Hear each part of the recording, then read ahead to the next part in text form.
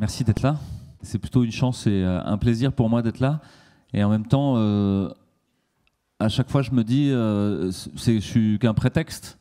Le plus important, c'est que vous soyez là, et que c'est tous ces destins qui se croisent, qui vont s'entretisser, qui vont échanger des informations, échanger à manger, échanger des paroles, échanger des émotions, et qui vont repartir après ce petit moment de croisement avec tout enrichi, tout ouvert, plein de possibles.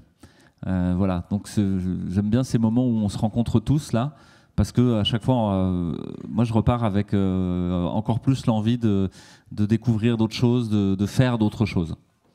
Alors ce soir, on va discuter avec Fabien d'un thème qui nous a été donné par Margaret, qui s'appelle Agonie et renouveau du système de santé. Ça tombe bien, j'ai écrit un bouquin qui s'appelle comme ça. J'ai des trucs à dire. Et en même temps, le premier mot lui-même, agonie, est extrêmement fort.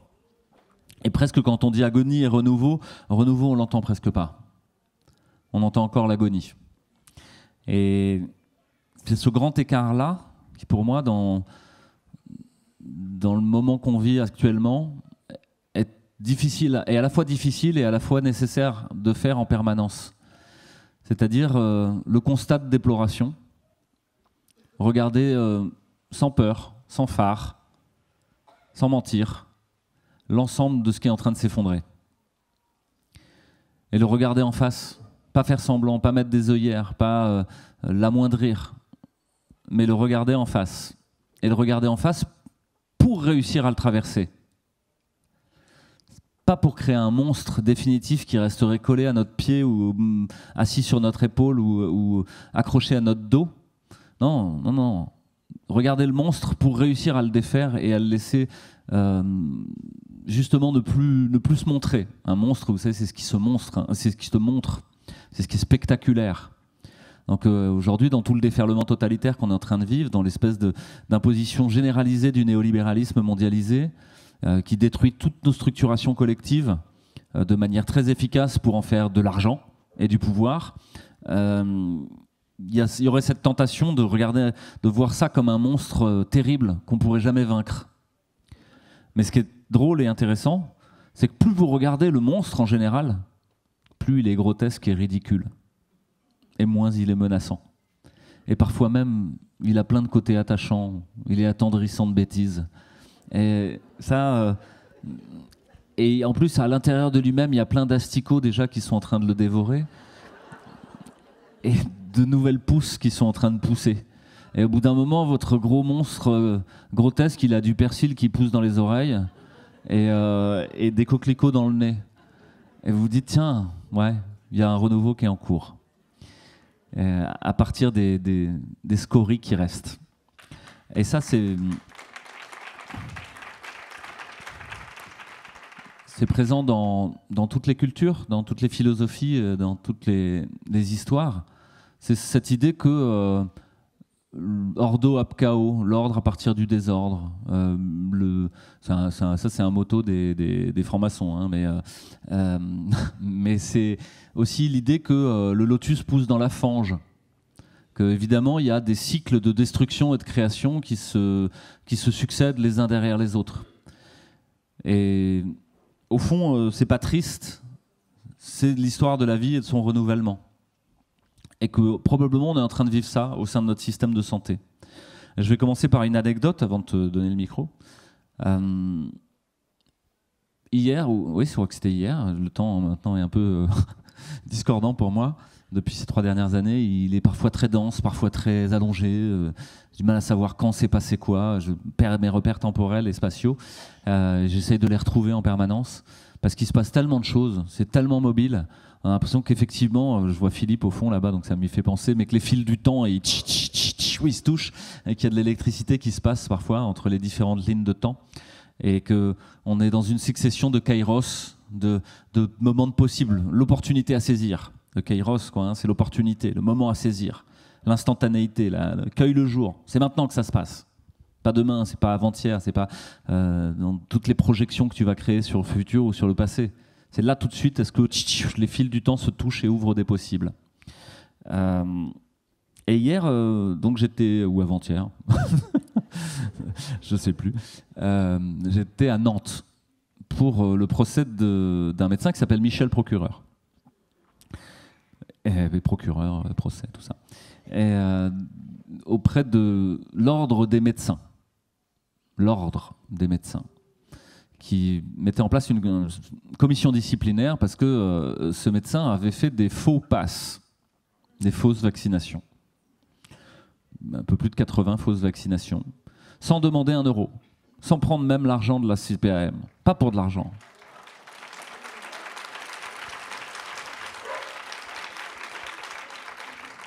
Et qu'il avait commencé par le faire pour une de ses filles, kiné, qui avait besoin de continuer à pouvoir travailler. Et qu'ensuite, il l'a fait pour d'autres soignants qui avaient besoin, eux aussi, de pouvoir travailler.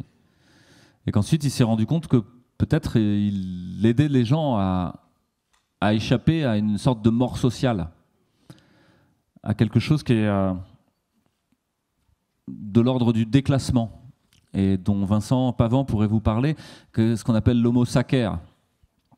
L'homo sacer à Rome, qui est repris par Giorgio Agamben dans ses réflexions sur le totalitarisme, c'est cet individu qui, au fond, ne ferait plus partie de la société, serait déchu de ses droits. Et que donc on pourrait tuer, sans encourir les risques du droit, puisqu'il ne fait plus partie. On pourrait lui cracher dessus, on pourrait lui taper dessus, lui donner des coups de pied dans la rue. De toute manière, il dormirait dehors, il n'aurait droit à rien. Et que cet homo sacer, il n'est pas sacré, hein, il est juste un objet déclassé. Il est réifié. Vous vous souvenez, on a appris ça en littérature, réifié, transformé en chose. Et finalement, devant cet ordre de médecins, la tentation de l'ordre des médecins était de transformer Michel en chose, de le réifier, d'en faire un homo sacer, comme les suspendus ont été des homo sacer pendant cette période. Et donc de pouvoir n'en avoir rien à faire. Et c'était évident en regardant le jury.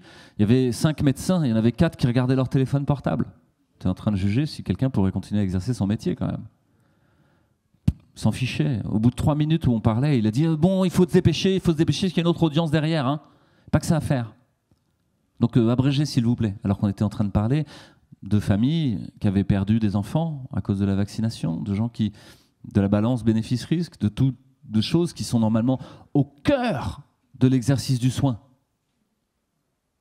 À l'immédiat cœur, qu'est-ce qui est juste, qu'est-ce qui est injuste, comment je peux faire du bien, comment je peux accompagner une guérison. Toutes ces choses-là ne les intéressaient pas. Et donc l'audience s'est passée comme ça. Mais pour autant, je pense que les gens du Conseil de l'Ordre ont quand même été touchés. Et ils ont été touchés par quoi ? Par 2 choses.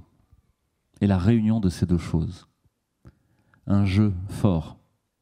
Michel, debout, droit, disant « Je regrette absolument pas, en fait, qu'est-ce que vous me dites là ? Essayez de le culpabiliser. Au contraire, je pense que j'ai sauvé des vies, quoi. S'il fallait le refaire, je le referais. Il fallait désobéir, évidemment, quoi. Vous êtes devenu fou à croire à quelque chose comme à une religion, etc. Le tout de manière très calme et très posée. Et je ne cherche pas à vous convaincre.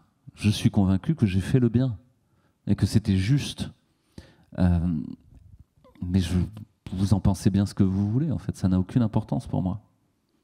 D'ailleurs, j'ai pris ma retraite et j'ai déposé... je ne fais plus partie de votre ordre des médecins. Comment juger quelqu'un qui ne fait même plus partie du groupe, effectivement ? Pareil, un peu, ça tombe à plat, quoi. Hein. Vous êtes démis de vos fonctions, enfin voilà, vous êtes radié de l'ordre. Oui, enfin bon, m'en fous, je suis à la retraite. C'est intouchable, quoi. Et de l'autre côté, un deuxième élément, c'est qu'il y avait des centaines de personnes, de 200 ou 300 personnes dans la rue, juste devant. Des associations de victimes, des collectifs locaux, des soignants suspendus, des soignants réintégrés, des soignants désintégrés. Et tout ce monde-là, applaudissant Michel à tout rompre et disant « c'est un héros ». Mais là, il y a comme un... Là, les fils se touchent chez les gens de l'ordre des médecins. le fil du temps là, dont on parlait tout à l'heure. Hein, ça fait... Ils disent c'est un héros et nous on veut le radier, on comprend pas. Et je pense que cette articulation du genou, là, c'est souvent ça, ce jeu de mots, hein, du jeu et du nous, de la présence forte individuelle de Michel, et de l'autre côté du soutien collectif, est à même d'ouvrir des possibles et d'ouvrir des portes.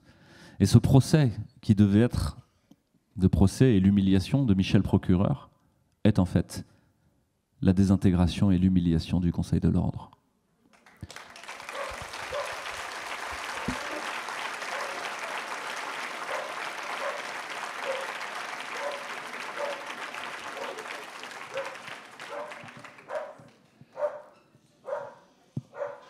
Bonsoir. Comme il y a le concert de l'ordre qui aboie. Il y a vraiment cette nécessité d'exemplarité. Ce que raconte Louis pour Michel, c'est ce que vivent aussi d'autres médecins, d'autres praticiens hospitaliers qui tiennent leur posture de résistance, certains diront héros, d'autres de conscience. On peut citer Grégory Pamard, que certains ont pu voir dans le film des soignants suspendus qui était projeté cet après-midi.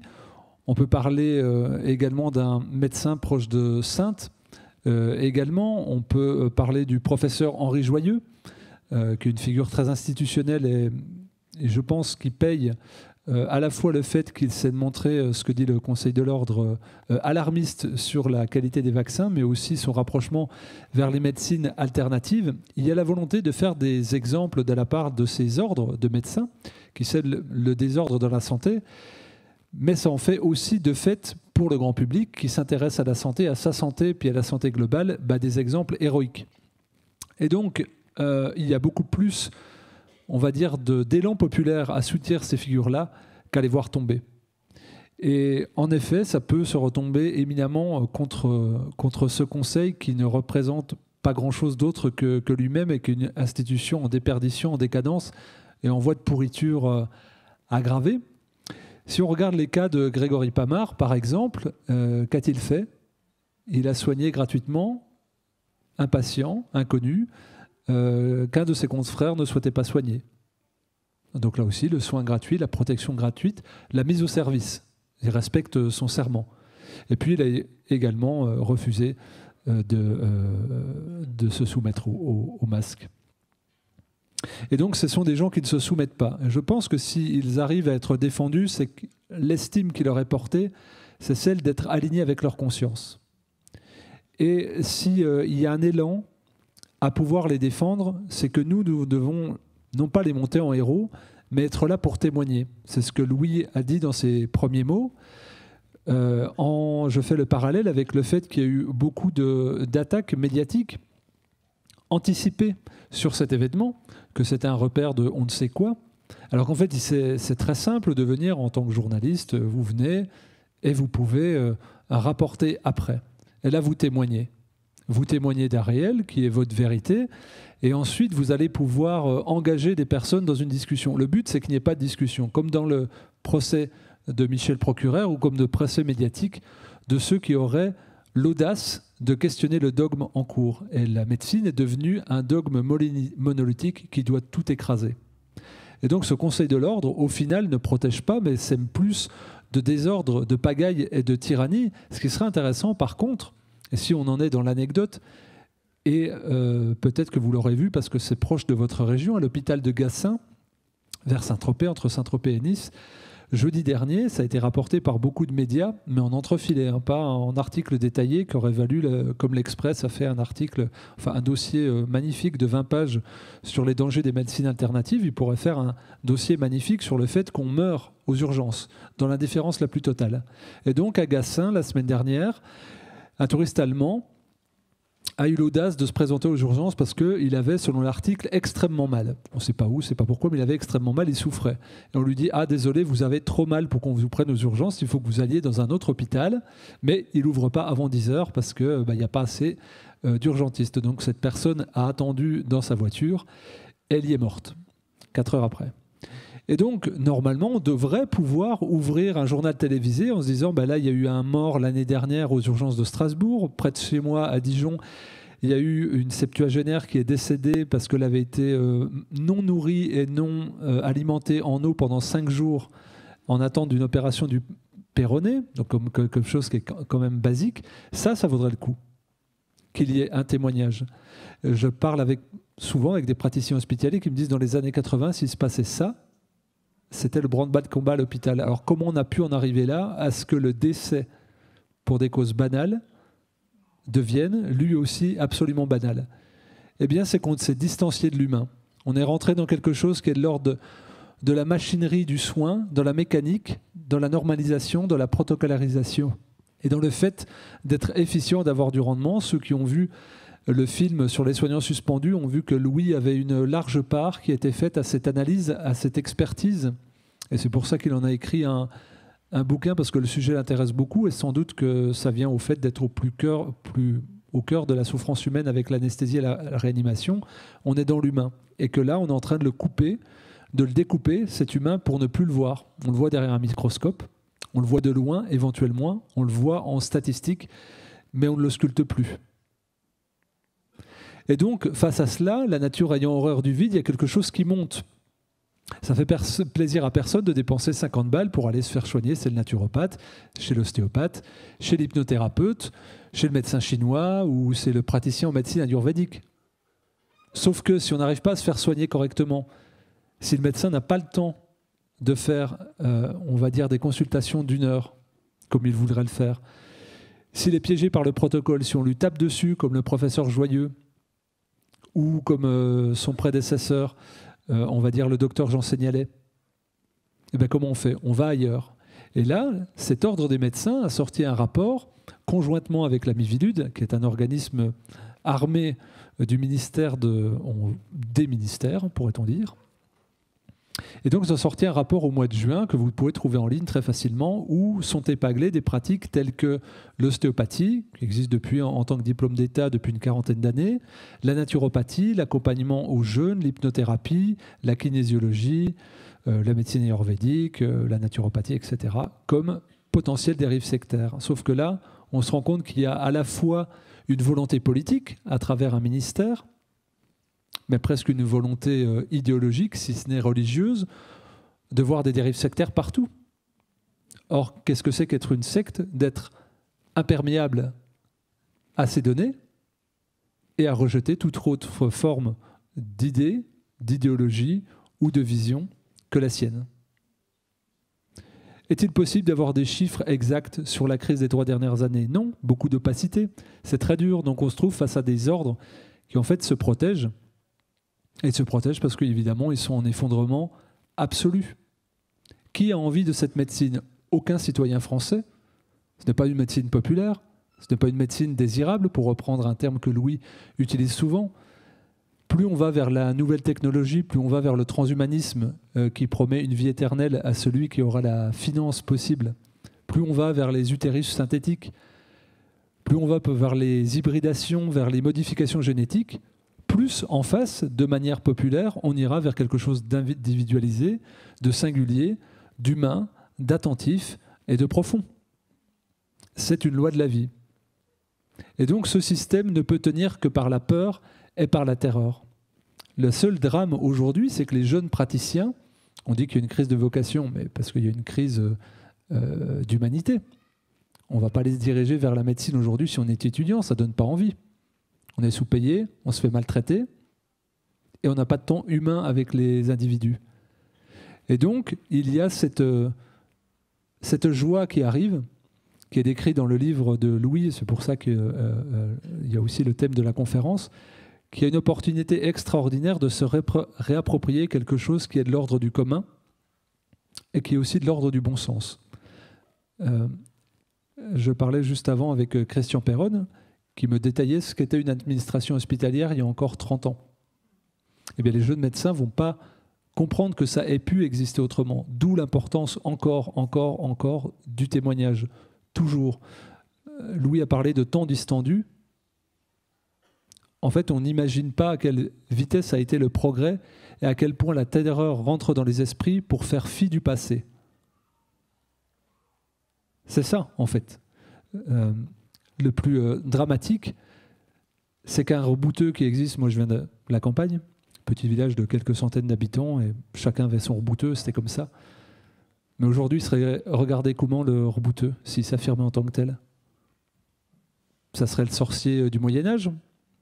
On lui mettrait quoi, de l'huile bouillante, on le mettrait dans la rivière, et s'il remonte, on le juge d'une manière ou d'une autre. C'est ça en fait. C'est-à-dire qu'on a oublié l'humanité et le bon sens en médecine, et que parfois, il faille faire ressurgir cela par la force.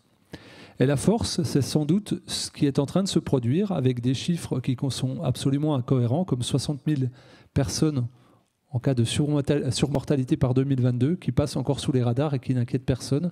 Et bien peut-être que par la répétition, peut-être que par les procès des Michel Procureur, des Grégory Pamard, des Henri Joyeux, qui vont affirmer à chaque fois leur posture et dire « je ne regrette rien », vous n'êtes pas légitime à me juger parce que vous ne me jugez pas sur le fond.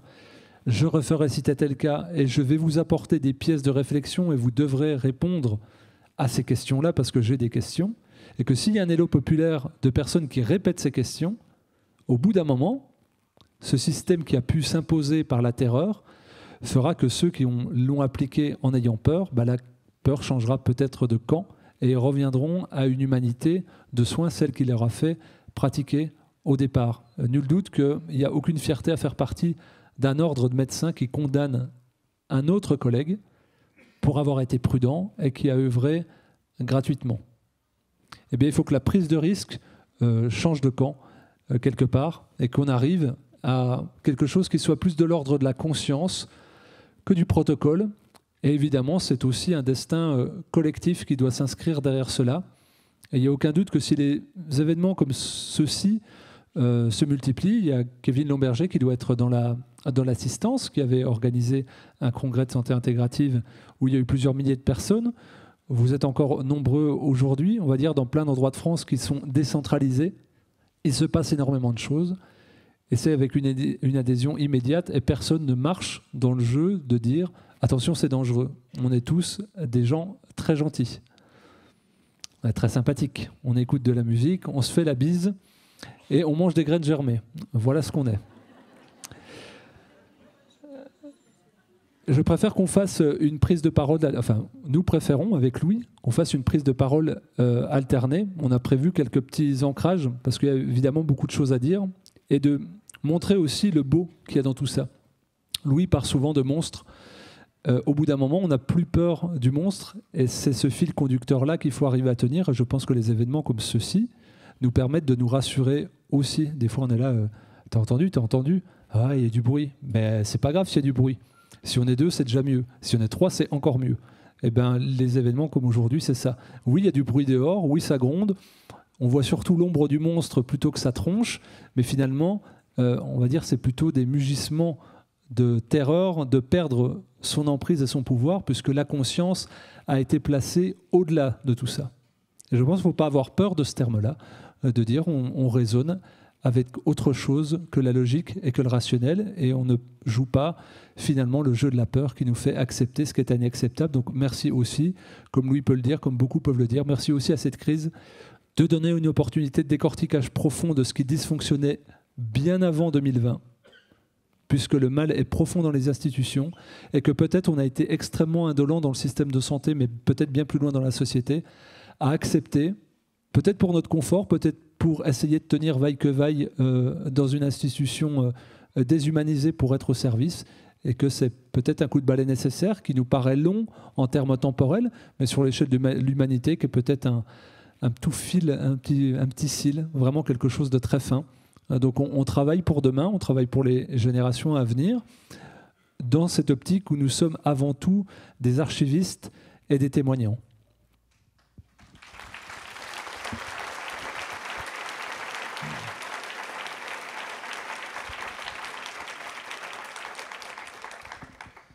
Alors, ce que dit Fabien m'a fait penser à beaucoup de choses, du coup il m'a fait complètement perdre le fil. Mais c'est pas grave.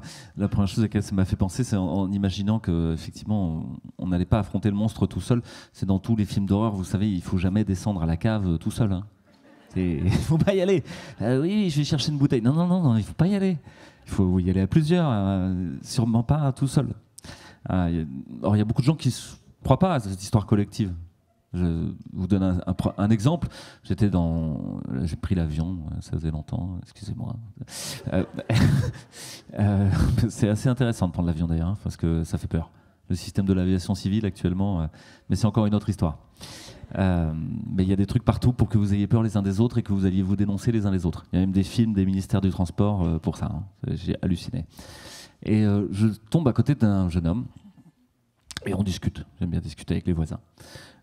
Donc il déploie ses oreillettes parce que vraisemblablement j'avais l'air de vouloir lui parler et, et il arrête de swiper sur son téléphone et on commence à parler et il me dit non mais de toute manière tout est foutu.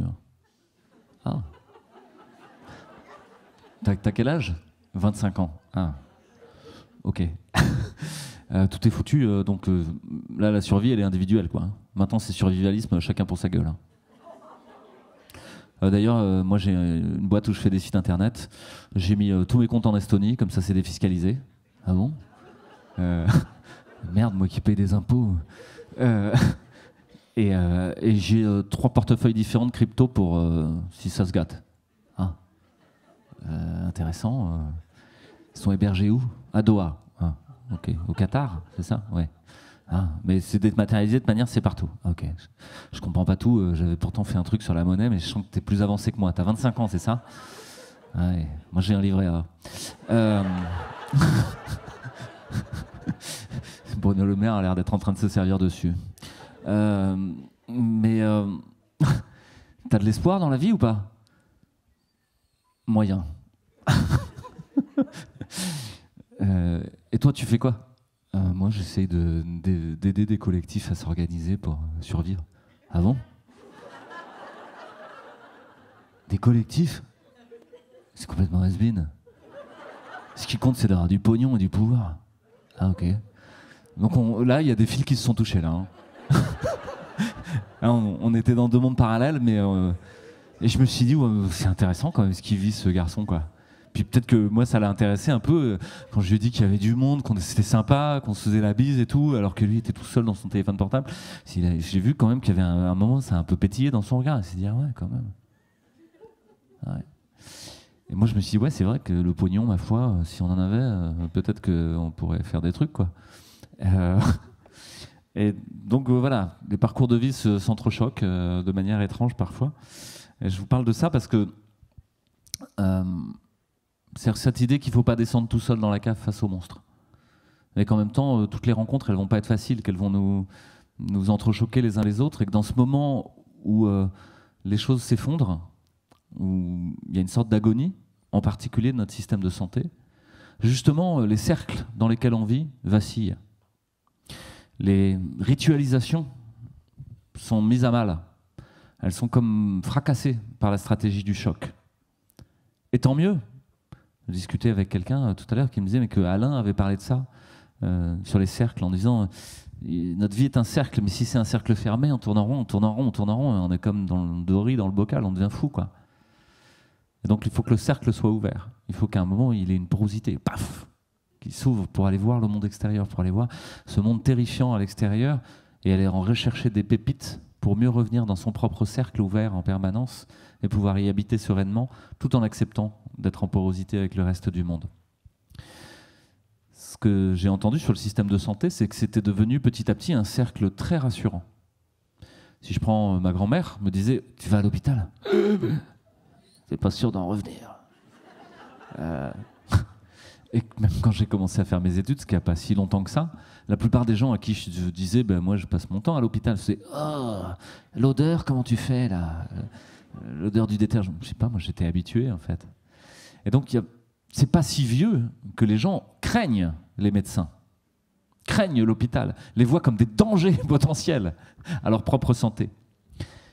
Et qu'on soit passé très bizarrement, en l'espace de moins de 30 à 50 ans, à l'exact inverse, à dire « Ah, l'hôpital, ça, je vais y aller, bon, ça va être bien et tout ça, ça va être confortable, on sera en sécurité et tout ça. » Et ce cercle trop confortable de notre système de santé, de notre sécu, dont c'est chouette, hein, il n'y a rien à dire, en fait, peut-être était beaucoup trop confortable. Et quand vous êtes dans un cercle trop douillet, avec des coussins, tranquillement, vous avez remarqué peut-être que parfois, des gens de l'extérieur veulent venir chez vous. Ils trouvent ça chouette, puisque ça va l'air chouette et bien calme. Et donc, des gens vont avoir tendance à vouloir s'approprier ce que vous avez. Cette logique de l'appropriation et de l'expropriation, elle a été très explicitée par quelqu'un qui s'appelle Mehdi Belhadj-Kassem, qui est édité par une édition magnifique, à part Yves Michel bien sûr, mais qui est là, qui s'appelle Exuvie. Donc Mehdi Belhadj-Kassem, c'est un philosophe, et dont le gros du travail philosophique, c'est un petit pavé de 1000 pages dont je n'ai pas tout lu, mais j'ai quand même discuté avec lui, donc il m'a expliqué, s'appelle le pléonectique. Pléonectique, c'est quoi? Un mot compliqué. Pléios, c'est tout quoi, en entier.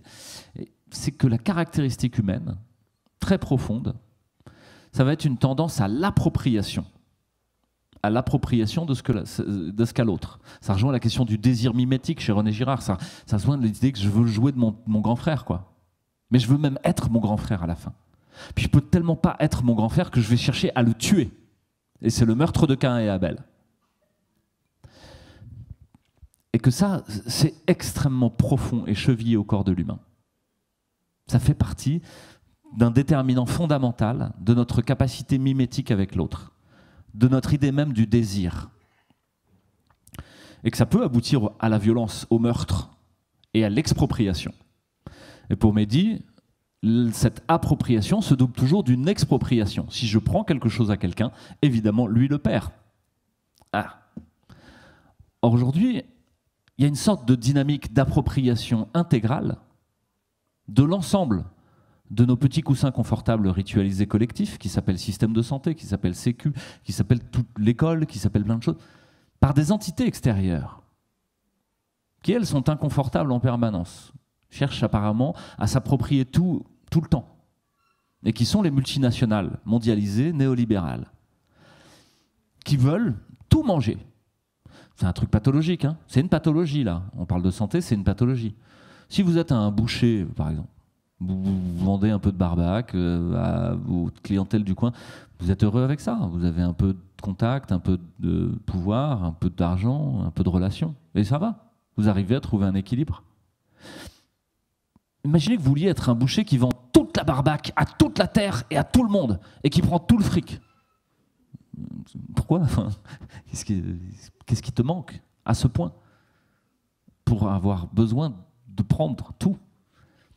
Aujourd'hui, les multinationales sont ces structures-là. Elles veulent tout pouvoir, tout l'argent. Et si elles le veulent, c'est pour justement créer une structure, un cercle fermé autour d'elles. Un cercle où il n'y ait plus d'ouverture. Un cercle où il n'y ait plus l'apparition possible du sauvage.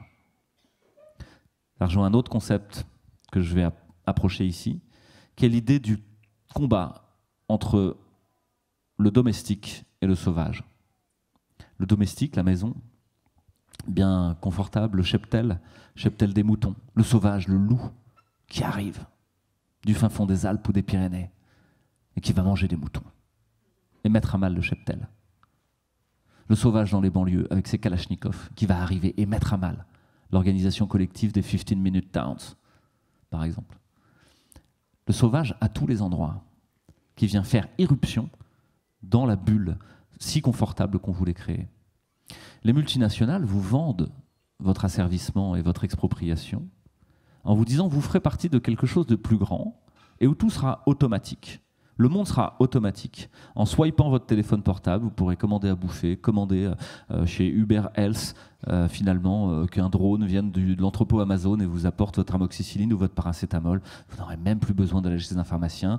Vous serez connecté à votre application santé ou une intelligence artificielle, ChatGPT, Health ChatGPT, communiquera avec vous et, ma foi, arrivera à vous montrer qu'elle est plus empathique qu'un médecin généraliste. Vous savez que ça a été démontré dans Nature il y a quelques semaines, que l'application de ChatGPT était actuellement plus empathique qu'un médecin généraliste.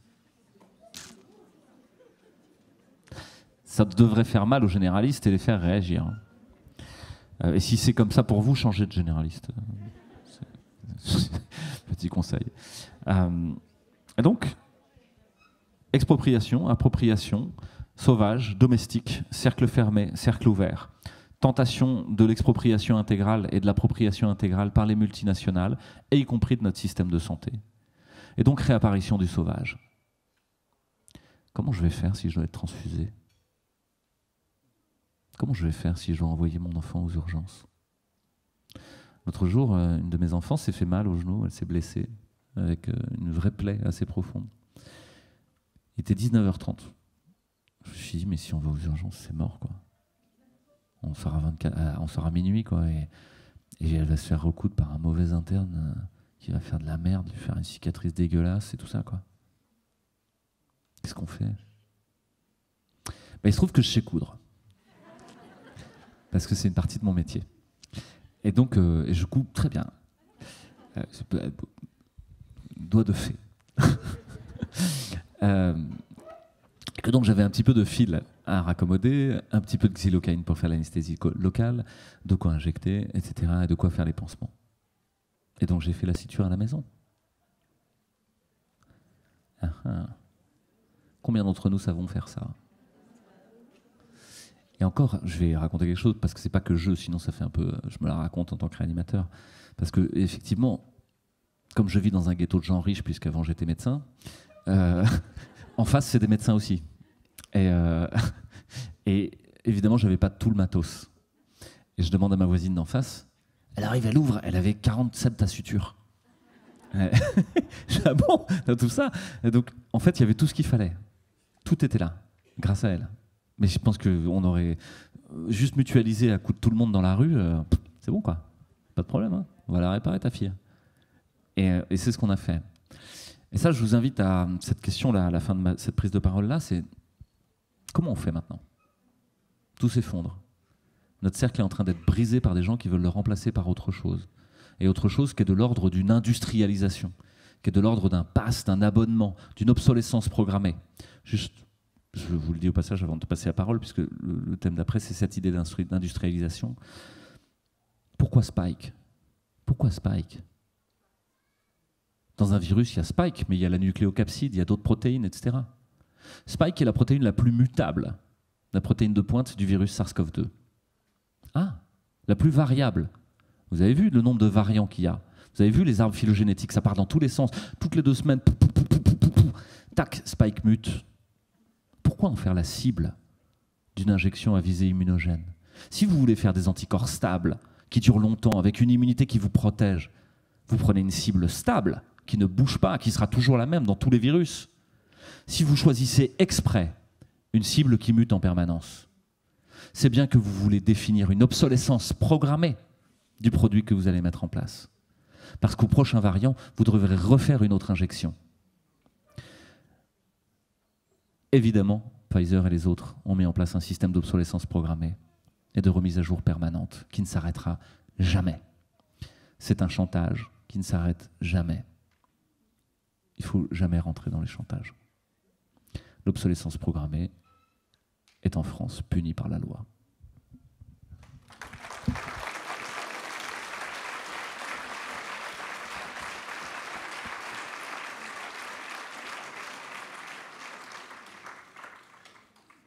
On fait beaucoup le parallèle entre des choses qui sont très matérielles, très figées, très intellectualisées, comme l'a dit Louis avec cet exemple qui est assez sordide.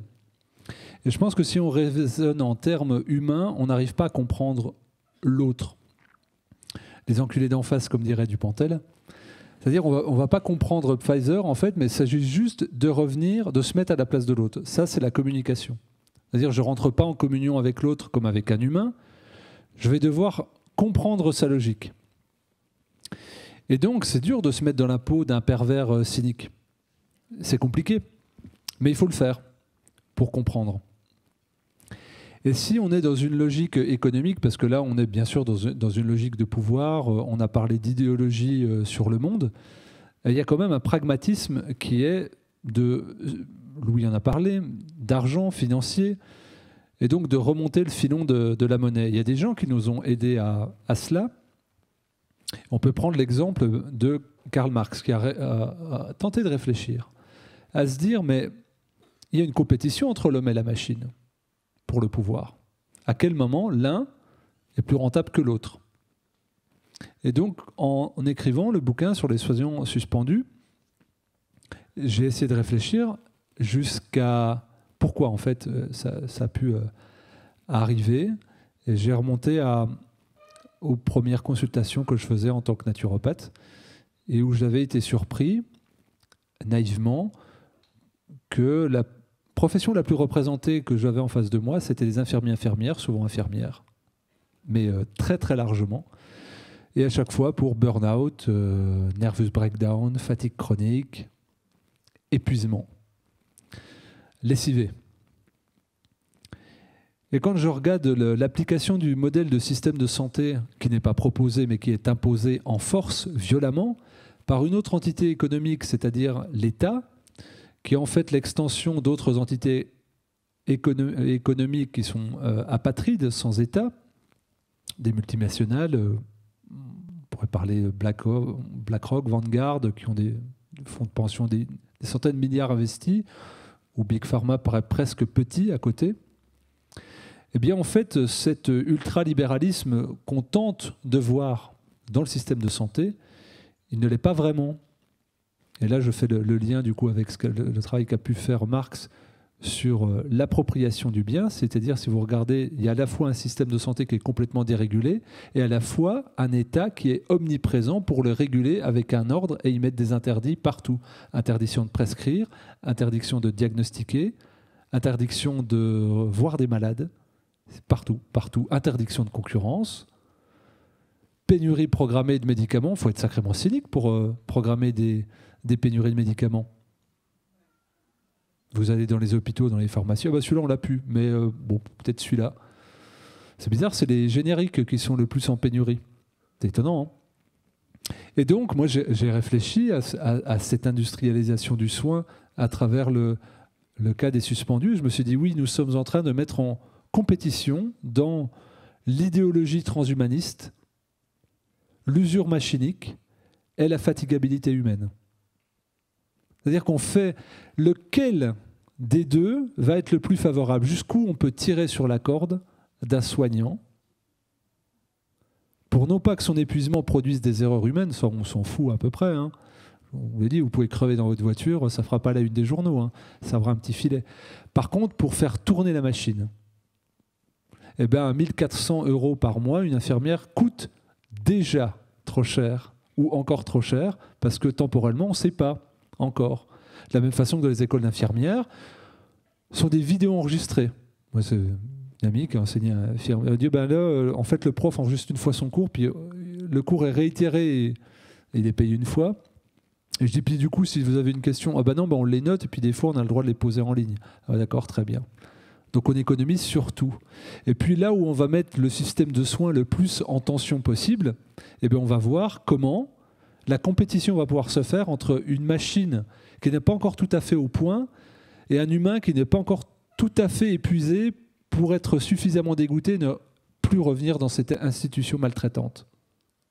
C'est ça. L'industrialisation du soin, dans son aspect le plus sordide, c'est de mettre en compétition la fatigabilité humaine, c'est-à-dire la capacité à encaisser le choc, ou les grenades LBD, ou les colibés, ou la pression, ou les matraques, et une machine qui a un amortissement X par rapport à une obsolescence programmée qui doit être remplacée. Donc là, la compétition, c'est est-ce que la cabine de médicomaton dans le Monoprix est un investissement rentable à moyen terme par rapport aux médecins généralistes, jusqu'à quand on va pouvoir le ponctionner, jusqu'où il peut être fatigué, combien de temps on peut le rincer et l'essorer, et quelle marge bénéficiaire on peut dégager. Et évidemment que le système de soins, il ne pourrait être que selon une logique industrielle, puisque c'est son destin dans une start-up nation qui ne voit que le rendement et l'efficience. Donc, la consultation, aujourd'hui, dans un monde protocolarisé, repose non pas sur la singularisation de votre symptôme ou de vos symptômes, mais en gros, quand vous avez maintenant un symptôme, votre médecin va vous demander quel est-il, il va taper le symptôme et il aura un traitement en face. Il n'aura pas un diagnostic, il aura un traitement. Selon des médicaments qui seront plus ou moins en pénurie. Donc, et avec des prescriptions qu'il aura le droit de faire ou pas. Et il sera rayé. Et pour lui, il n'y aura pas de censure, il n'y aura pas de pression, parce que ça sera sa logique. Et d'un autre côté, vous allez avoir des praticiens de santé qui voudront faire des pratiques singulières, humaines, humanistes, qui vont vouloir prendre 1 heure, grand mal leur fasse, parce qu'ils se feront couper la tête. Dans l'industrialisation du soin, il ne peut pas y avoir de place pour l'humain. Dans le transhumanisme, il ne peut pas y avoir de place pour l'humain.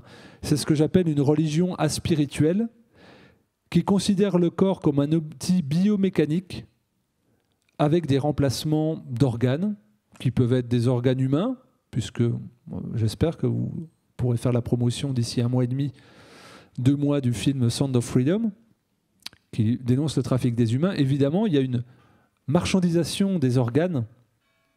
Il y a presque une culture synthétique désormais des organes. Je parlais d'utérus synthétique. Dans cette capacité ultra marchande de pouvoir acheter des ovocytes en Amérique du Nord, des spermatozoïdes en Suède et de les implanter dans un ventre, on parlait d'Estonie, mais ça pourrait être la Lituanie ou ailleurs, peu importe. En tout cas, dans un endroit où le nécessiteux pourra vendre, louer son ventre. C'est ça qui se passe. C'est-à-dire qu'on fait fi de l'éthique. Dans un monde uniquement industriel, c'est le cynisme froid, total, et la dernière chose à vendre, c'est notre corps. Tout a été vendu. L'eau, l'air, le sol, on brevette des graines, on interdit des semis, on autorise le chlordécone, on interdit le purin d'ortie. Il n'y a pas besoin de s'alarmer de ça. Il y a besoin d'être froidement pragmatique et de faire sécession. Et dans le système de soins, de dire on n'est pas encore tout au bout, nous devons préserver ces communs-là.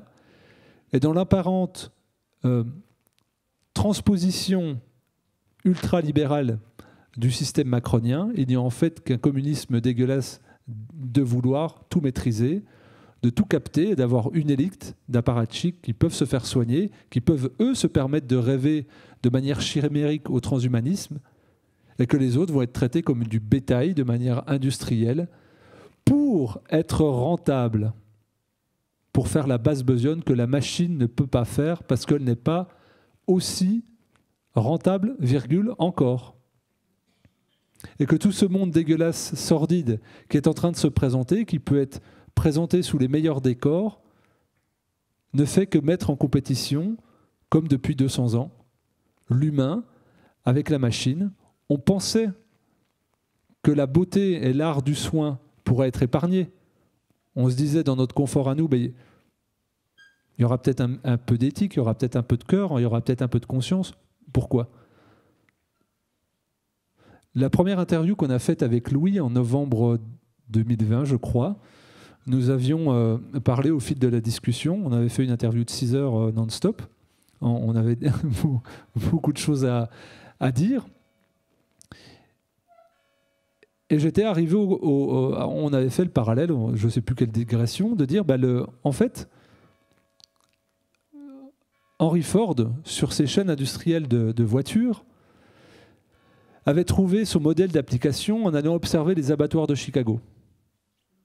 Voilà, il avait observé, il dit, c'est vachement bien, on découpe, on désosse, chacun à sa place, clac, clac, clac, clac, clac, clac, clac. Ok, super. Moi, je vais le faire ça à mes ouvriers. Comment je pourrais les rendre aussi plus rentables, mes ouvriers ? Pragmatique, hein. Je vais les obliger à être végétariens. Parce que quand tu es végétarien, tu as un temps de digestion moindre que si tu manges de la viande rouge avec des faillots. Et donc, il va être encore plus efficient. Et il se trouve qu'Henry Ford, c'est un homme qui était intéressé par la politique et il versait plutôt antisémite, voire nazi. Et donc, il finançait quand même le parti nazi assez abondamment pour des tracts.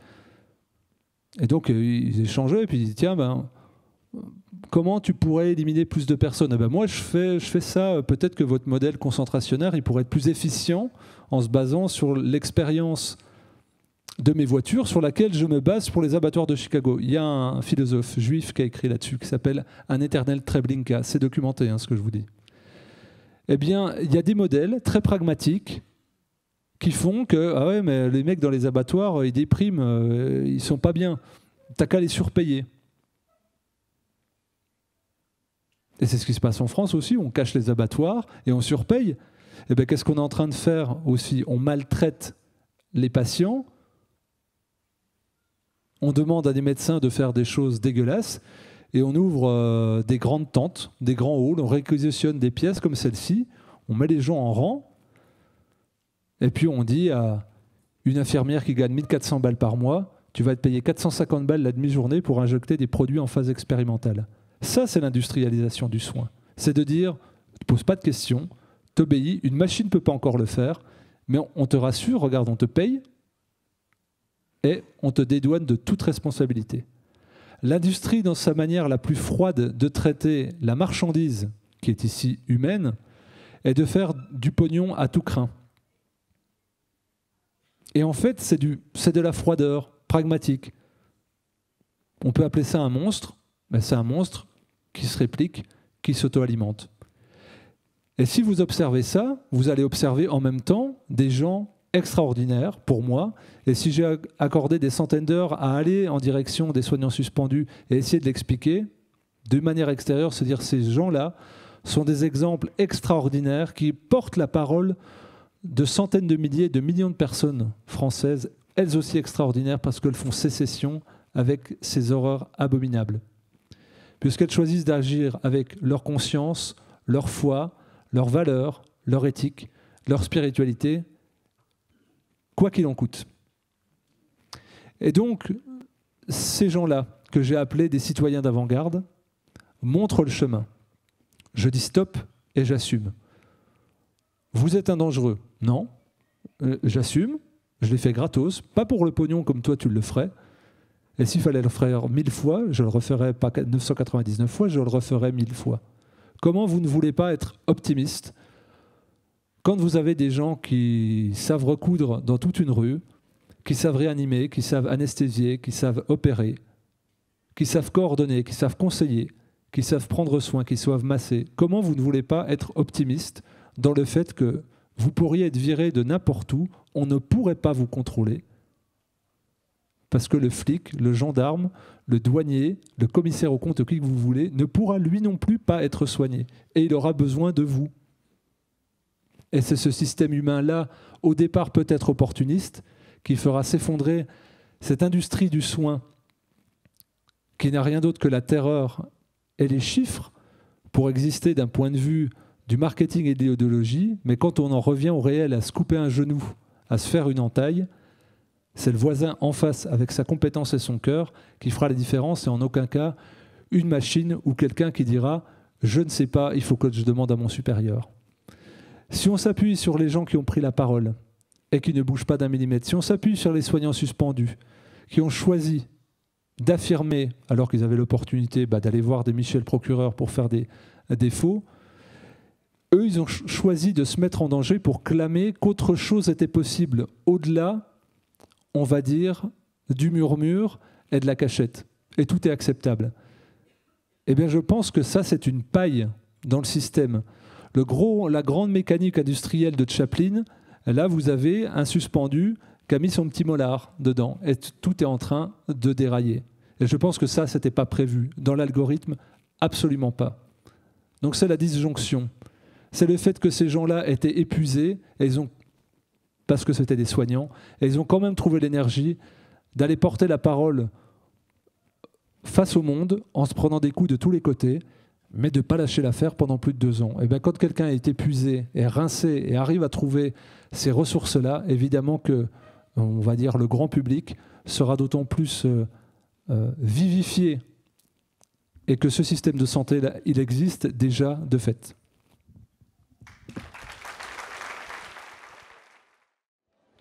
Alors vous avez peut-être compris que cet exercice était une mise en abîme de ce que nous étions en train de raconter. Que finalement, est-ce que l'humain peut être comparé à une machine? Bien sûr, puisqu'il est capable de recharger les batteries en moins de 10 minutes, juste en discutant avec son voisin, en parlant de ce qu'il a dans le cœur. Que juste en s'étirant et en bâillant un petit peu, déjà l'énergie afflue. Que dès qu'il se remet au contact avec le réel, avec la matière, avec son corps, que dès qu'il recommence à être en interaction avec ce qu'il y a autour. Mais que par contre, il perd une énergie phénoménale à rester dans la bulle de Twitter, par exemple, ou de Facebook. Que si vous faites un quart d'heure de Twitter, en général, ça se transforme en une demi-heure ou 3 quarts d'heure. Et à la fin, vous êtes rincé. Et en plus, ça a créé un système addictif où vous avez envie d'y retourner parce que, quand même, peut-être qu'il y a encore des trucs à regarder, quoi. Ah bon, bah, ça y est, t'as fait un peu le tour là, non? Ah oui, mais il y en a toujours des nouveaux. Ah oui, il y a toujours des nouvelles nourritures qui sont mises en place. Alors que ce même temps serait passé simplement à faire un peu de tapotis en Douyin sur sa tête, etc. Ou à rigoler. Peut-être vous le savez pas, mais dans Réinfo Covid, on avait quelqu'un dont le rôle unique était de nous faire rire 5 minutes par jour. C'est sa mission. C'était son poste. Plutôt sympa, hein, il y avait des pires, quoi. Donc on lui demandait de trouver des sketchs, des images, des photos marrantes, des photos montages, des anecdotes. Elle nous les accumulait comme ça pour qu'on puisse au moins rire 5 minutes par jour. Et je peux vous assurer, ça nous a énormément aidé. Ça nous a donné beaucoup, beaucoup d'énergie. Et cette dame, la personne qui a fait ce poste-là d'ailleurs, ensuite est devenue la spécialiste de la gratitude et des remerciements. C'est-à-dire que son deuxième métier dans Réinfo Covid a été de recueillir tous les mails de remerciements et qu'on recevait avec la boîte mail contact. Et puis de nous faire le digest le vendredi. Et tous les vendredis, elle nous envoyait un petit résumé de tous les remerciements à tout le monde. Tous les vendredis. Merci, c'est important ce que vous faites. Ouais, c'est vrai. Ça fait du bien quand même de l'entendre. Et que donc, cette amie, maintenant, on l'a surnommée Madame Merci. Et on lui disait merci, Madame Merci. Et qui était avant Madame Sourire, Madame Rigolade. Et tout ça pour dire que si on cherche des pistes de résilience, des pistes de renouveau, à l'intérieur de ce moment d'agonie, on a regardé le monstre en face. Il est terrible, le monstre, il cherche à faire des pognons, tout ça, il est froid, glacial. Oui, bon, ça va. Mais il y a tellement de brèches. Donc j'étais dans cet aéroport où des vidéos du ministère des Transports avec des espèces de dessins animés sans visage. Dis attention, il cache quelque chose, dénoncez-le, tous anxieux, tous protégés. Un truc comme ça, quoi. C'est ça, c'est des dessins, hein, non-stop. Allez dans un aéroport, allez à l'aéroport de Nantes, vous allez voir, non-stop. On se dit, il se cache, il y a des gens en armes. On voit des types avec des armes qui passent, il y en a un qui fait comme ça. Il faut le dénoncer, lui. Et hop, tous vigilants, tous protégés. Sympa.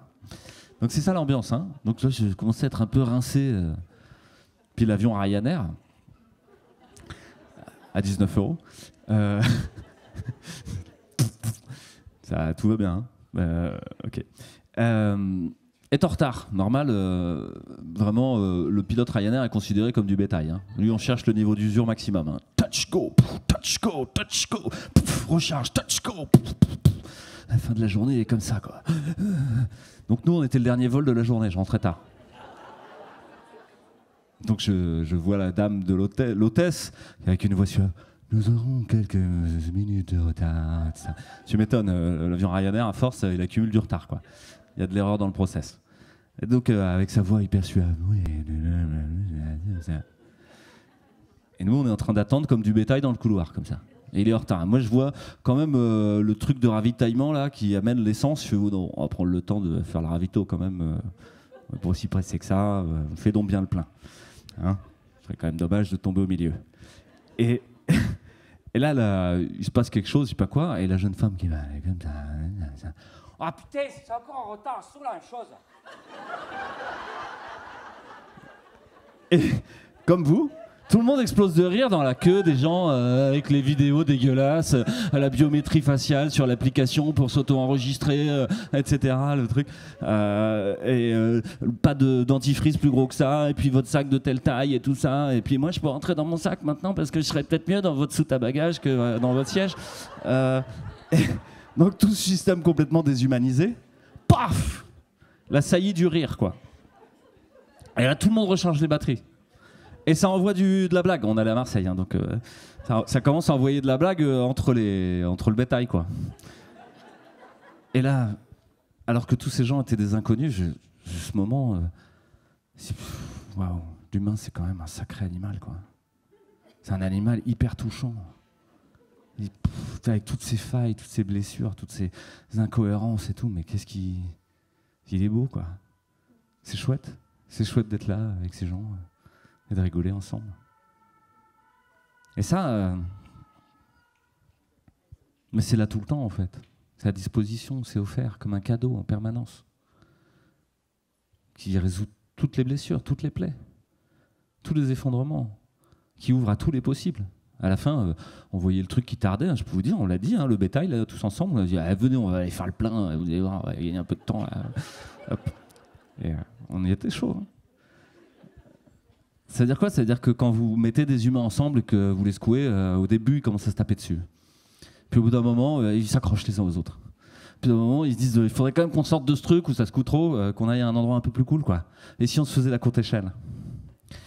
Pareil pour le système de santé. On va être convoqué à ça. Le système s'effondre, le bocal est secoué. Vous ne savez pas ce qui se passe si vous devez être transfusé, si vous avez un accident.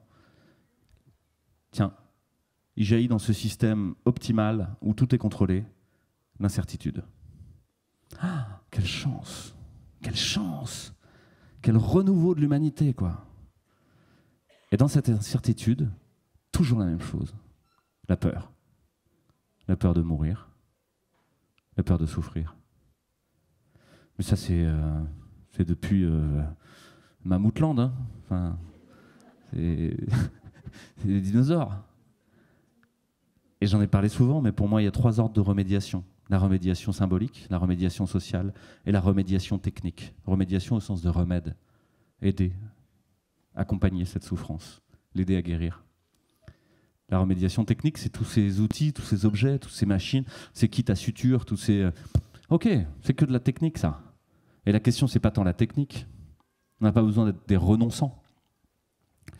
Il y a tous les à côté de la technique, hein, la pollution, etc. Mais c'est souvent un des bisbis que j'ai avec mes amis décroissants. J'ai été décroissant longtemps, hein, comme une sorte de renoncement.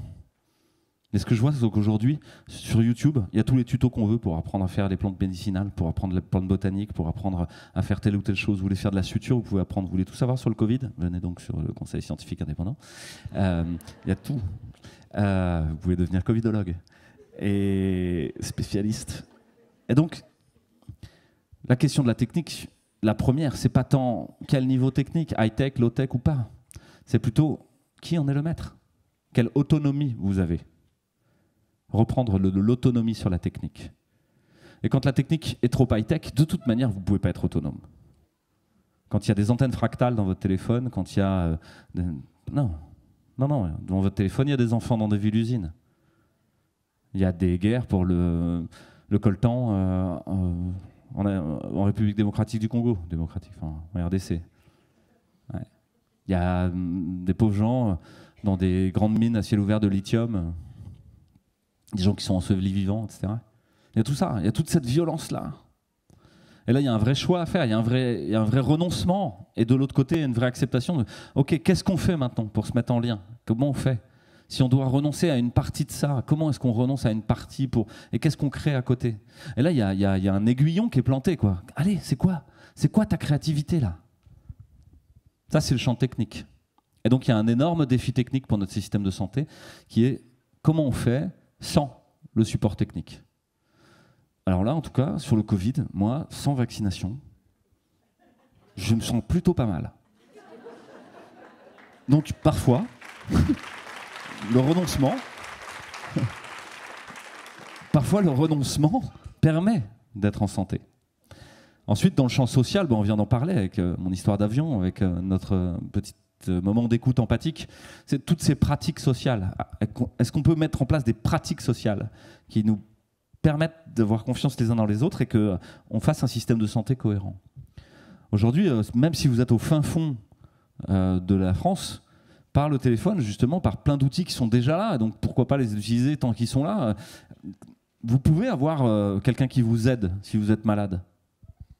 La question, c'est le réseau. C'est comment vous avez tissé le réseau. Est-ce que vous avez un réseau? Tiens, quelle surprise. On ne peut pas survivre seul dans le monde sauvage. Ah, quelle surprise. Oui, dans le monde transhumaniste, vous pouvez faire semblant de survivre tout seul. Mais nous ne sommes pas des animaux faits pour vivre seuls. C'est comme ça. Et donc, il y a besoin de tisser le réseau. Je vous raconte une toute petite histoire, on peut passer à voir, je suis un peu trop long.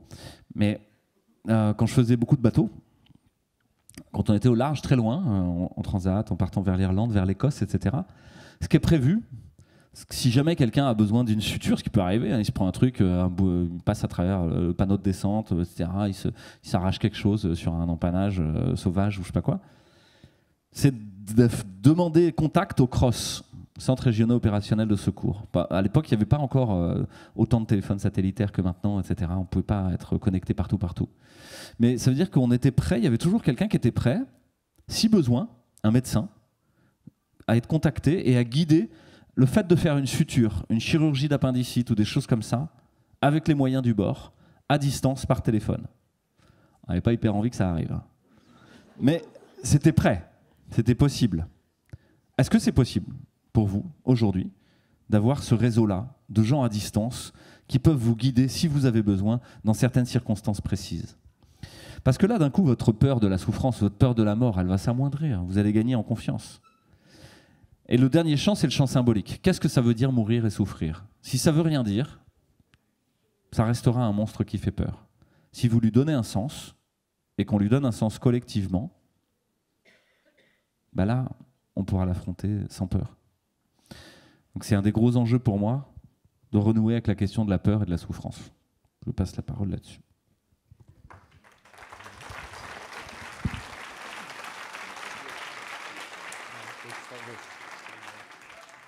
Je me lève aussi, et Louis a été courageux en se levant, et je ne peux pas arriver avec mes baskets pour courir sans au moins sortir mes fesses du fauteuil.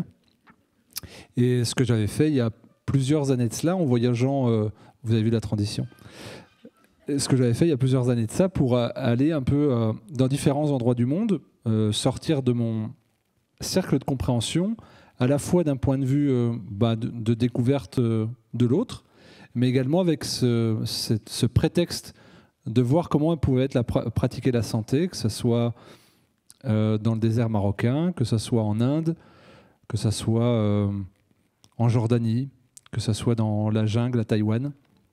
C'est-à-dire des endroits assez reculés et puis culturellement très éloignés de moi et de mes références, de mon paradigme et de mon substrat culturel. C'est-à-dire le mot maladie, il a une résonance pour moi qui est différente ailleurs.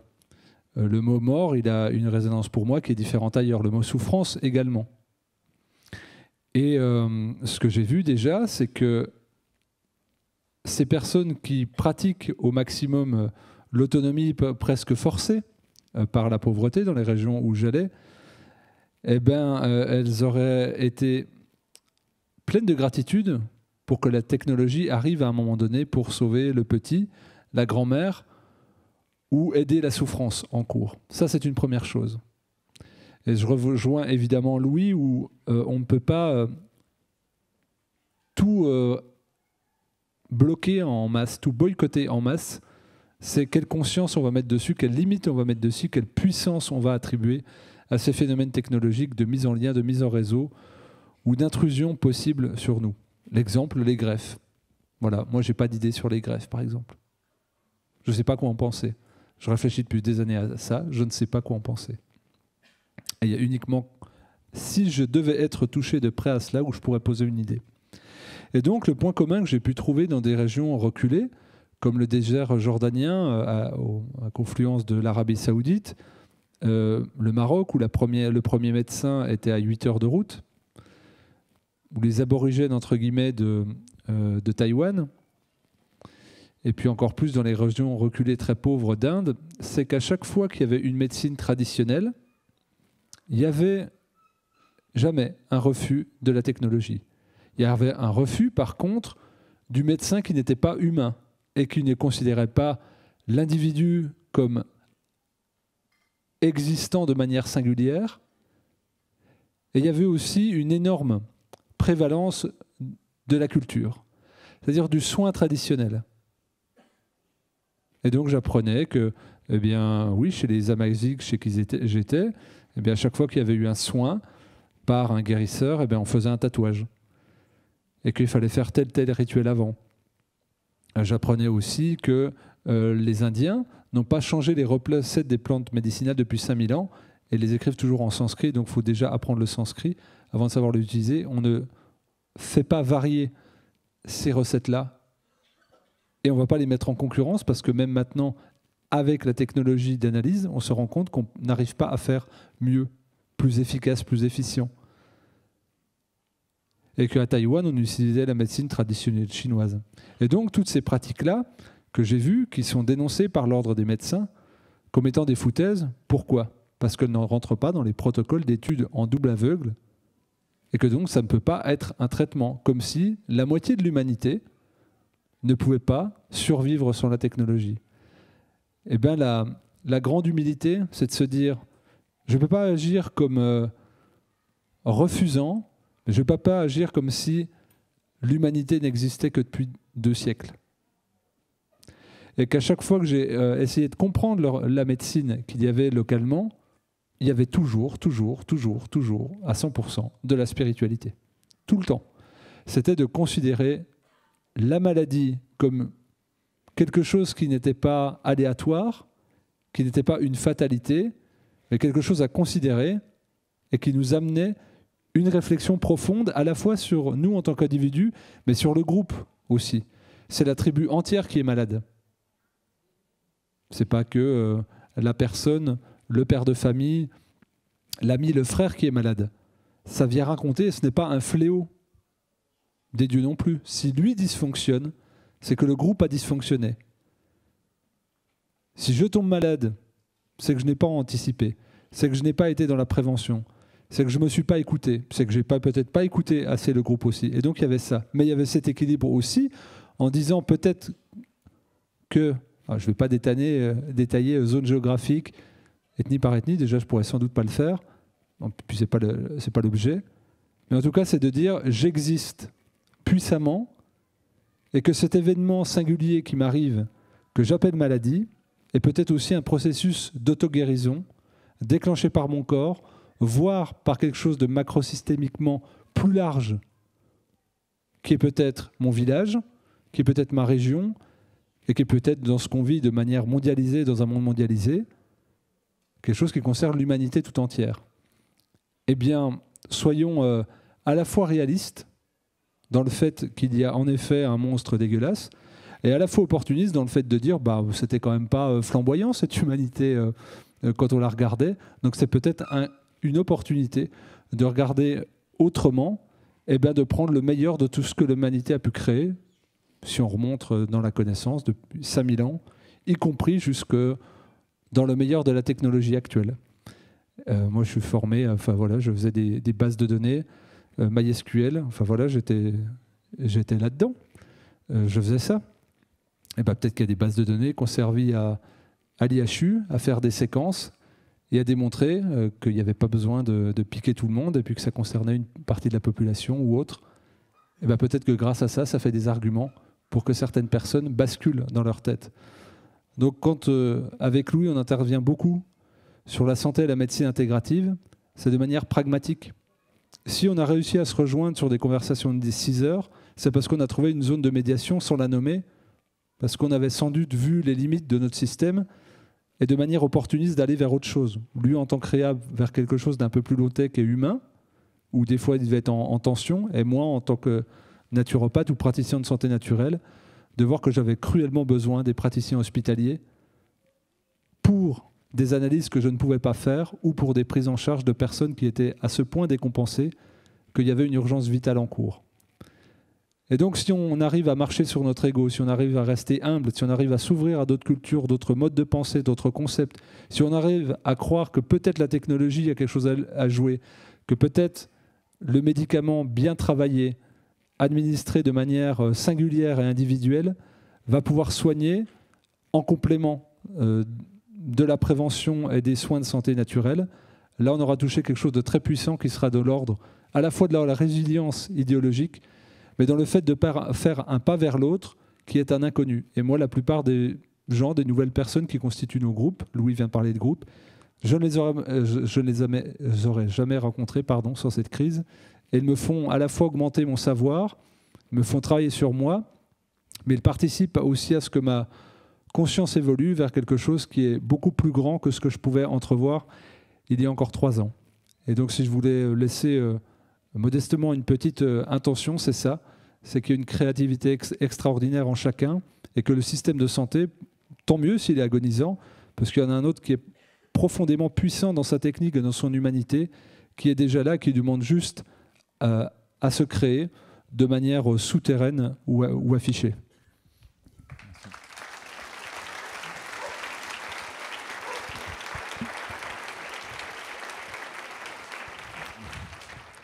Moi, je vais conclure ma prise de parole en écho à ce que dit Fabien. D'abord en te remerciant et de toutes ces paroles et puis de tout ce qu'elles peuvent faire naître comme mise en mouvement. Et puis de votre écoute et d'avoir joué le jeu sur l'écoute empathique. Et pour signifier quelque chose, c'est que évidemment, ça s'effondre. Évidemment, il faut reconstruire. Et ce mouvement-là, il ne s'arrête jamais. Mais à partir du moment où on est éveillé, entre guillemets, où on n'est plus en train de dormir, à partir du moment où on met en branle de la connaissance, de l'action, de la mise en lien pour essayer de transformer les choses, ça devient extrêmement joyeux. Et même si on est au cœur de l'effondrement, au fond, il n'y a plus tellement de stress, il n'y a plus tellement d'attente anxieuse de la fin du monde. Il y a au contraire une sorte de côté un peu pétillant de devoir courir sur un truc où les marches tombent en même temps, sur un escalier où les marches tombent dans le vide, pour essayer de monter vers quelque chose. Et si on a un peu d'avance, on se dit tiens, chouette, sur encore 2-3, quand on est juste au bord du vide, non. Et cette course-là, c'est le fil de la vie. Alors, pour moi, il y a à accepter cette idée que si vous êtes là ce soir, peut-être c'est parce que vous êtes aussi responsable. Que l'éveil et la compréhension se doublent de la responsabilité. Personne d'autre que nous ne bâtira le système de santé de demain. Au travail.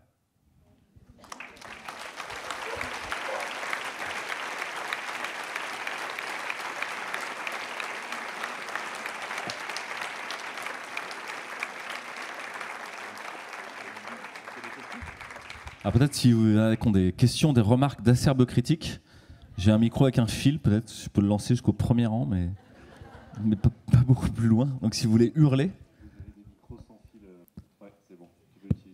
C'est bon. Bonsoir tout le monde. J'ai entendu tout ce que tu disais et c'est vraiment très intéressant, je te remercie.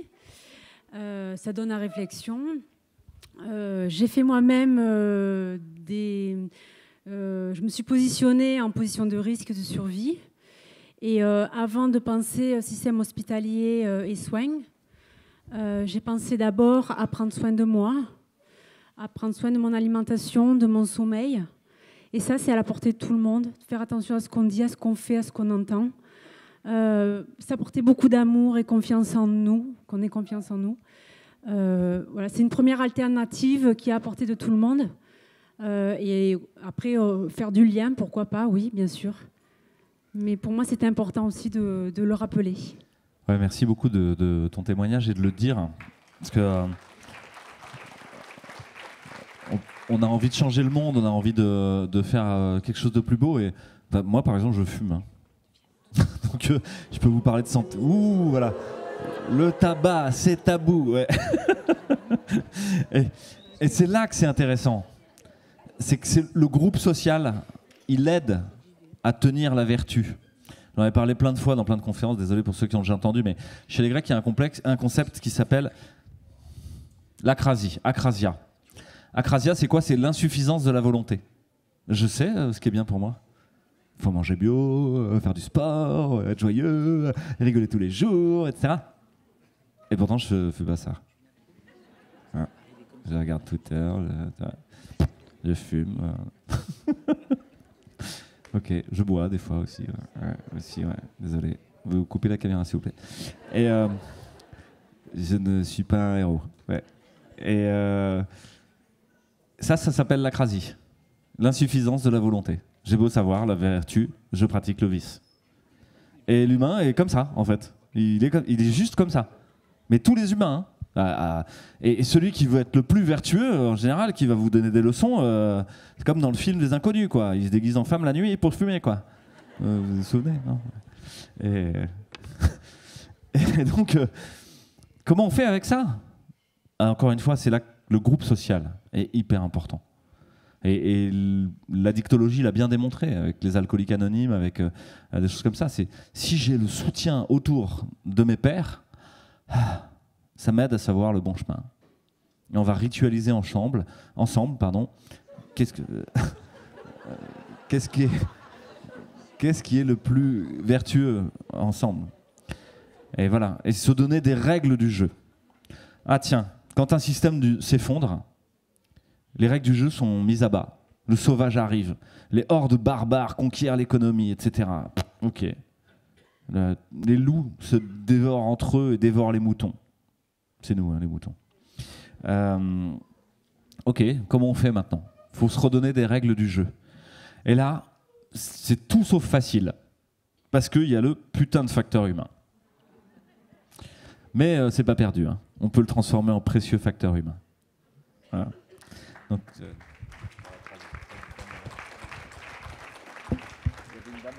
il y a une dame là-bas, je ne sais pas qui a le micro, si jamais vous pouvez le lancer adroitement.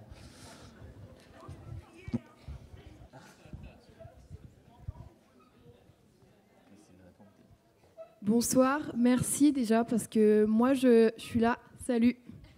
Vous avez été court-circuité, désolé. Ah c'était, ouais, bon, je parle avant toi, merci. Moi du coup, je me lève. Merci beaucoup parce que moi je suis jeune, j'ai 21 ans et c'est vrai que ça fait trop du bien. C'est notre jeune. Ça fait trop du bien de rendre concret des intuitions que j'ai aussi depuis un peu le début de cette crise et de me rendre compte qu'en fait, on n'est pas seul. Et merci maman déjà de m'avoir empêché de me faire dévorer par le loup. Et en fait, moi, je suis quelqu'un, pour moi, c'est hyper important la condition de la femme. Et je me dis que c'est vraiment au cœur aussi de ce nouveau monde et de l'humanité. Et je me dis, j'ai l'impression que l'État se comporte avec les travailleurs et les gens comme les hommes se comportent avec les femmes depuis des siècles. Et c'est-à-dire... non mais, alors, je ne suis pas en train de jeter la pierre à tous ces messieurs qui m'entourent. Mais je suis en train de dire qu'il y a un truc. Moi, j'ai lu Virginie Despentes. C'est une autrice super. Et donc, j'ai entendu votre remarque. Ça me fait un peu de la peine. Ce que je veux dire, parce que j'ai le droit aussi à la parole, je pense, c'est que ce truc de... Ça y est, je suis très sensible, du coup, ça m'a touchée.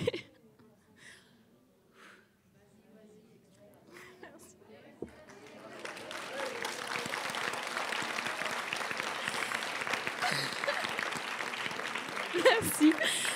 C'est que ce truc d'enfantiliser les gens et du coup de leur enlever leur autonomie et leur responsabilité individuelle, c'est quelque chose qu'il faut bannir. Et moi, c'est le combat personnel que j'ai. Et du coup, je pense que les femmes ont le droit aussi de se sentir légitimes. Et messieurs, merci pour ce que vous nous avez apporté. Mais je remarque aussi que vous êtes deux hommes. Et je me dis, la femme a aussi ses droits à revendiquer. Et du coup, si je peux juste donner de l'amour et de la force aussi aux femmes qui m'entourent, ça me fait vraiment du bien. Merci.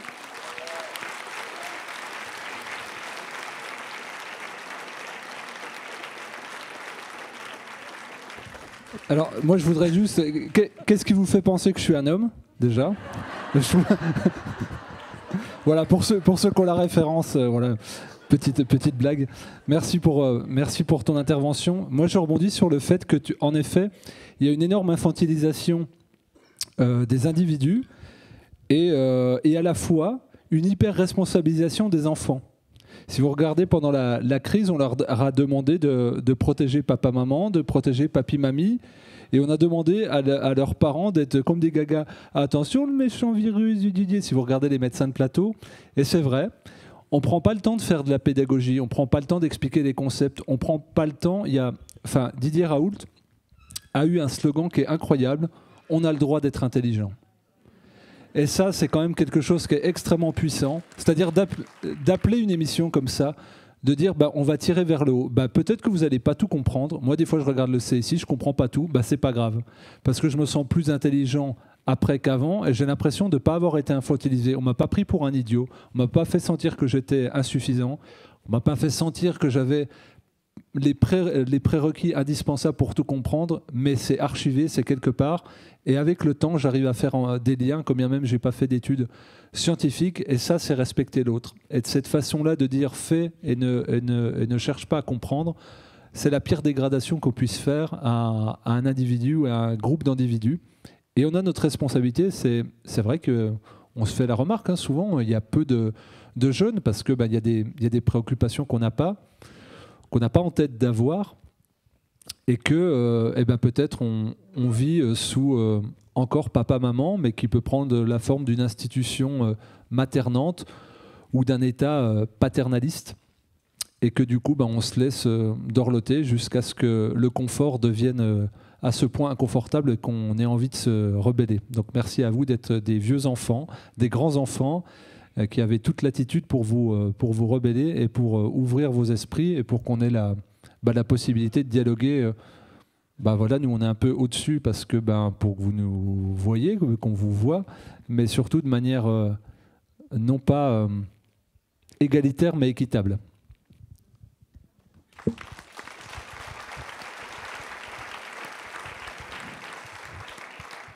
Bonsoir.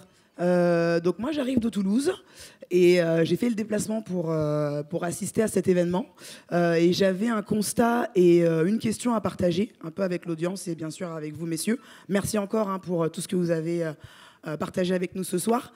Donc moi j'ai 33 ans, j'ai quitté un boulot dans l'informatique en mai cette année pour me reconvertir dans le domaine du médical ou du paramédical parce que Covid a été une vocation pour moi. Je me suis rendu compte que la santé c'est vachement important, qu'il y avait pas mal de lobbies qui contrôlaient nos corps et donc ça a été une prise de conscience. Sauf qu'au bout d'un an de détours et de coups d'épée dans l'eau, j'en suis arrivé à la conclusion que en n'ayant pas de capital financier personnel, je n'ai pas la capacité de faire une reprise d'études, une reconversion dans le domaine du médical, parce qu'il n'y a pas de budget public dans le domaine de la santé, là où j'habite, c'est-à-dire en Occitanie, en plus particulier en Haute-Garonne. C'est plus une priorité, à part si on fait l'école de soins infirmiers. Et comme vous l'avez expliqué, c'est pas forcément ce qui fait le plus rêver. Mon constat, donc, c'est que même quand il y a de la jeunesse qui est intéressée, qui est réveillée par ce qui se passe, il n'y a pas forcément de sentier, il n'y a pas forcément de chemin emprunté. Et un autre constat qui me trouble énormément, moi j'ai fait partie de Réinfo Covid, j'ai rencontré plein de gens fantastiques. Partout où j'allais, j'étais toujours la plus jeune. Alors que j'ai quand même 33 ans. Je suis pas, je suis pas comme la petite jeune de 21 ans là. Donc, et j'étais donc, alors c'est bien parce que du coup ça me rajeunit. Mais donc ça c'est quand même le deuxième constat qui moi me perturbe énormément. Les gens qui ont mon âge, ils en ont rien à foutre. J'ai proposé à tout le monde de faire du covoit des gens de mes potes. Tout le monde m'a envoyé bouler. Et donc voilà, mon constat c'est ça. Et vous, comment est-ce que vous l'expliquez? Et qu'est-ce qu'on pourrait faire? Est-ce que c'est juste moi qui suis à côté de mes pompes ou est-ce que c'est une réalité qui interpelle d'autres gens et il y a d'autres gens qui ont envie de faire quelque chose par rapport à ça? Voilà, merci. Merci, bravo.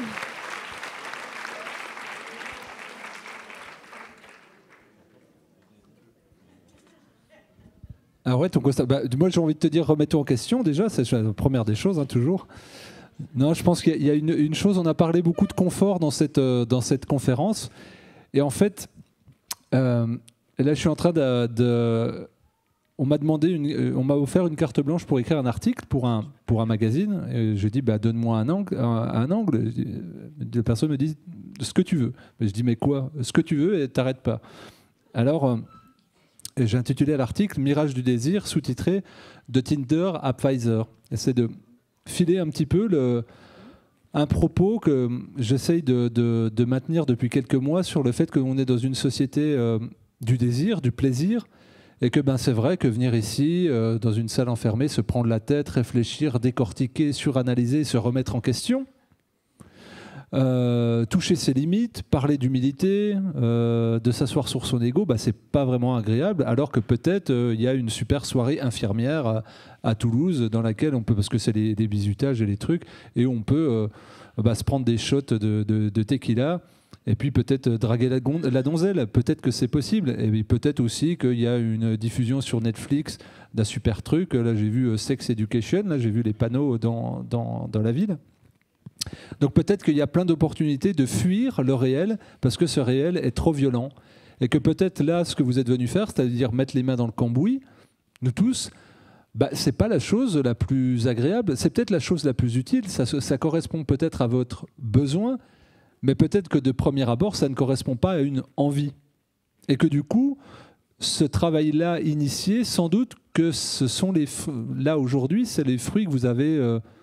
on va dire, fait maturer sur plusieurs années. Il y a beaucoup de personnes, et les jeunes y compris, qui ont été uniquement maternés au confort, au loisir, au divertissement, à la distraction, et n'ont pas eu l'opportunité d'être initiés à autre chose. Peut-être que c'est la première piqûre qu'ils ont eue, et que peut-être il faudra une deuxième dose, une troisième dose, une quatrième dose de choses choquantes pour que là ils se disent « Merde, il y a autre chose dans la vie que la consommation, que le plaisir, le divertissement ».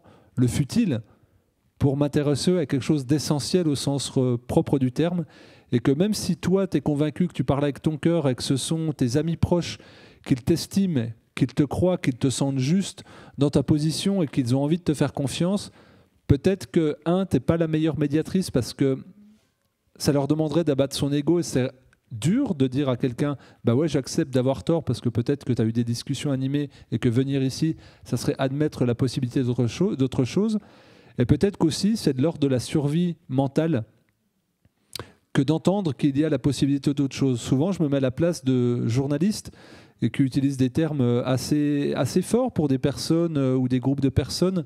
Et je me dis, mais quand ils écrivent ça, est-ce qu'ils se rendent compte? Or, certains, oui, je pense. Et puis d'autres, en fait, je ne pense pas. Ils sont dans une protection psychique, c'est-à-dire que tous les infos qu'ils traitent tous les jours, il faudrait les reconsidérer.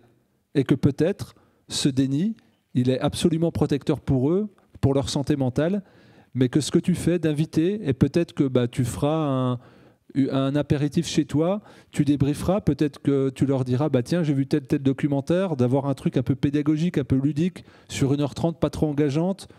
Peut-être que tu prêteras un bouquin que tu as acheté, peut-être que tu feras goûter des recettes de plantes médicinales que tu as eu l'occasion de confectionner lors des ateliers. Tu vas trouver le moyen de les toucher, que peut-être aujourd'hui c'était trop loin, trop grand et peut-être trop engageant, mais il ne faut pas lâcher. Je reprends juste sur deux questions avant de conclure. Deux choses que j'ai cru entendre dans ce que tu disais, qui était la question de comment se faire du soin alors que ce système lui-même me refuse ou ne me donne pas l'opportunité d'en faire partie. En fait, c'est peut-être une chance que ne soit pas absorbé par le système. Et il y a de très nombreuses autres façons de soigner, par la parole, par l'art, par le toucher, par l'écoute, par la patience et le silence, par la marche, par l'activité physique, par la façon de manger, par le fait de faire des repas ensemble, par le fait de rigoler. Toutes ces choses-là sont thérapeutiques. Et il y en a encore tellement d'autres.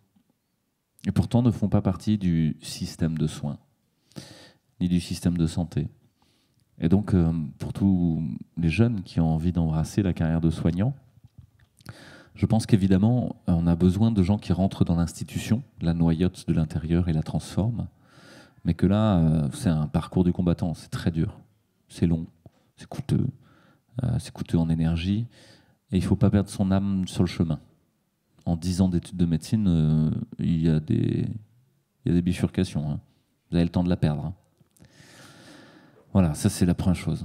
Et donc, il y a probablement plein d'autres façons à inventer de soigner. Et de vieux savoirs à récupérer. Parce que peut-être qu'il n'y a rien de nouveau à créer. On voudrait faire un truc absolument génial et tout neuf. Mais dès qu'on se plonge un peu dans les savoirs vernaculaires et dans les médecines traditionnelles, à peu près tous les savoirs y sont. Hein. Il n'y a pas grand-chose à changer. Hein. Même les sutures et les agrafes à sutures, vous savez, en Afrique, c'était certaines grosses fourmis qu'on utilisait comme ça et qui utilisent leur rostre. Et après, crac, on casse le rostre et toc, l'agrafe reste en place. Et ça fait faire des agrafes, en fait. Donc, même de manière low-tech. Bon, vous préférez des agrafes en métal?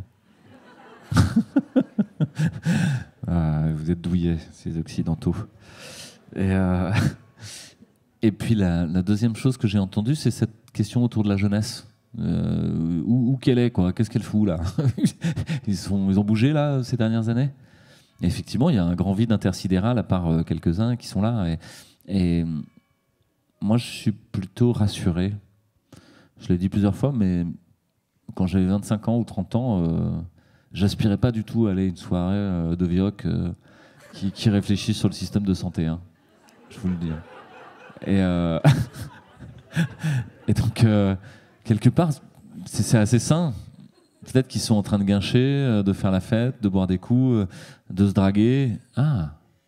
De s'aimer. Mais c'est ça, le fond de l'humanité. C'est de se trouver et de s'aimer. C'est la seule vraie question. C'est la seule chose qui vaille la peine.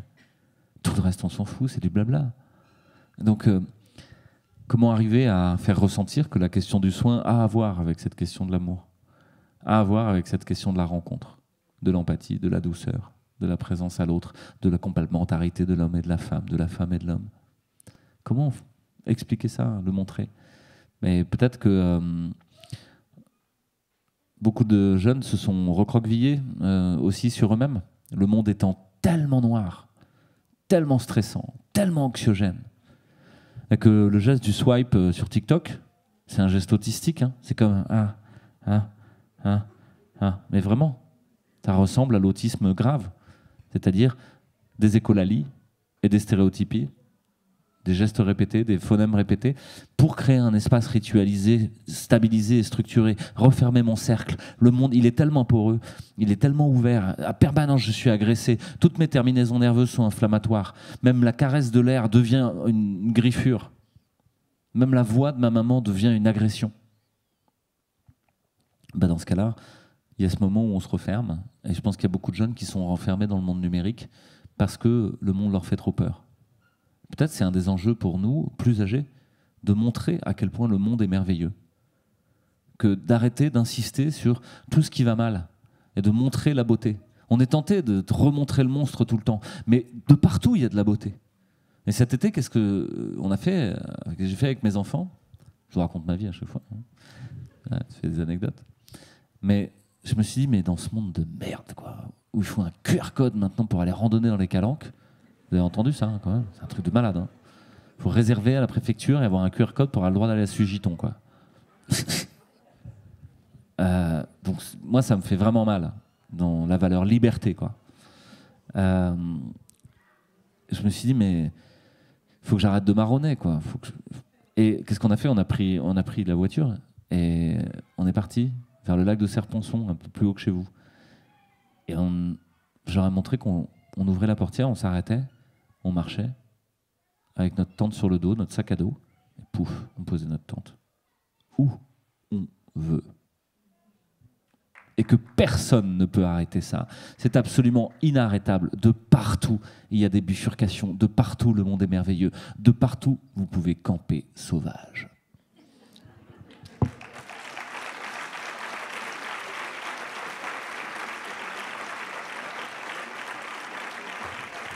Eh ben, un grand merci à tous. Moi, je vous propose de vous applaudir, vous, parce que il fait chaud et que vous avez été là. Un grand merci. Et pour tous ceux qui ont osé prendre la parole,